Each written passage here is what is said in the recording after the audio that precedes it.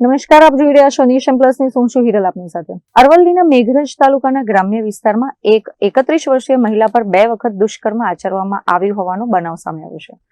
ચોંકાવનારી વાત એ છે કે દુષ્કર્મી મહિલાના કુટુંબીનો જ શખ્સ છે.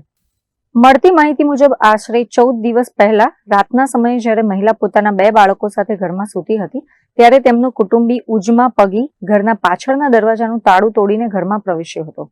ઘરમાં પ્રવેશ કર્યા બાદ ઉજમાં પગી મહિલા સાથે બળજબરીપૂર્વક દુષ્કર્મ આચર્યું હતું. તેણે મહિલાને જાનથી મારી નાખવાની ધમકી આપી હતી અને આ ઘટના અંગે કોઈને ન કહેવા દબાણ કર્યું હતું. આશરે 9 દિવસ પહેલા આરોપી ફરીથી રાત્રે મહિલાના ઘરે પાછો આવ્યો હતો અને તેની સાથે ફરી દુષ્કર્મ આચર્યું હતું. આ વખતે પણ તેણે ધમકીઓ આપી હતી અને ત્યાંથી ફરાર થઈ ગયો હતો.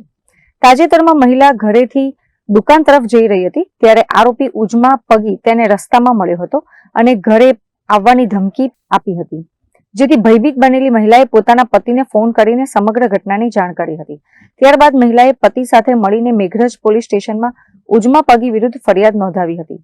પોલીસે ફરિયાદના આધારે મહિલાનું મેડિકલ પરીક્ષણ કરાવ્યું છે અને આરોપી ઉજમાં પગીની અટકાયત કરી સબ જેલને હવાલે કર્યો છે.